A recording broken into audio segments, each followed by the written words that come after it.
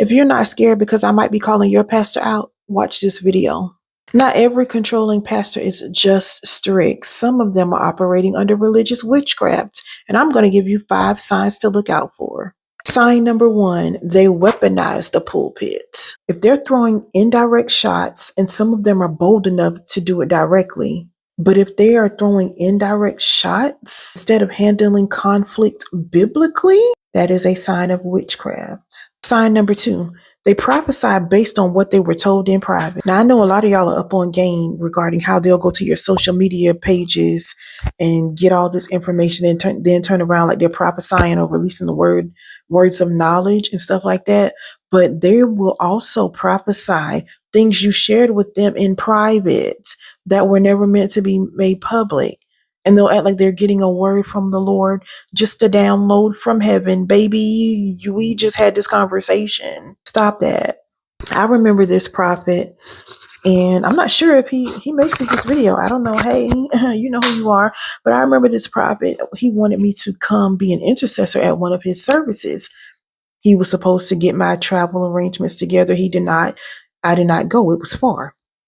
I didn't go. But I believe that was God. You know, I try to extend grace to people, and I thought he had changed. But anyway, I talked to him before the service and let him know this is what the Lord revealed to me in prayer regarding, these people. And when I say these people, I mean the group of people, things that I was going to pray through. Do you know this man got up in service that night and started prophesying like the Lord gave him the word? I said, I know you lying. Sign number 3, they demand loyalty to them instead of loyalty to God. Baby, you have to let them know your every move. You got to check in. Why you not at service? Why you not coming to service? You going on vacation? Where are you going? You didn't get my permission to go. You better be back on Sunday because you can't be missing church. Your kid wants to play basketball, softball, whatever. Nah, they can't play because they're going to have to miss church. Just crazy stuff. They want to be in control so bad, but you end up being more loyal to them than you are to God. And then they say things like, well, if God didn't tell me as the pastor, then it can't be true because he going to speak to the pastor first. Calm down, Renisha. Sign number 4. I might be laughing, but baby, I'm serious. When I tell you I have testimonies, I have stories, baby. Okay.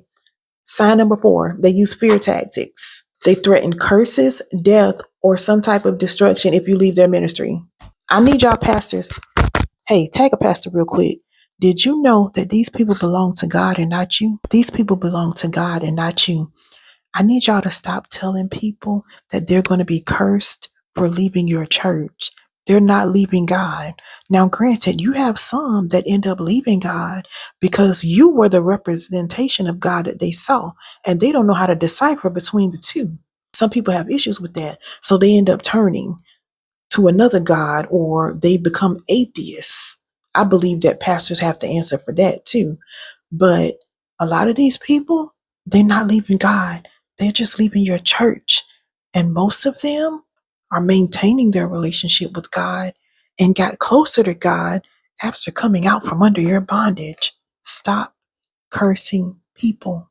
Sign number 5, you feel confused, mentally drained, or spiritually foggy after a service, but you blame yourself. And for some of you, this happens after interactions with certain people.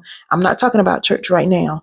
There are certain people God has told you to cut off. And if you're like me, you try to give everybody grace. Believe it or not, I try to extend grace to everybody. But there are some people you have a conversation with, you text message over the phone, face to face, or whatever, and you are so confused and drained after that conversation.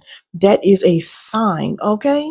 Let me pull it back in. Now we're going back to the pastors. Yeah. So if you're feeling like this after the service, that is a sign of religious witchcraft. This is not conviction. This is control. And control is the root of witchcraft. Baby, witchcraft isn't always sage, crystals, and tarot cards. Sometimes it's a mic and a collar. And if you all think these videos are hitting when I tell you I'm going to let it all out in this class, you want to be in the room. Only if you're serious, because I'm the warfare. If you're not serious, please don't sign up. Okay? I'm going to be breaking this down in my class, Wolves and Collars. I only opened up 25 seats. It is on June 21st. Link is in my bio. Please don't miss your freedom. Please don't miss your freedom. God is not playing about you, and I'm not playing with this class. Sign up now. Like when you see this video, if there are some seats left. Okay?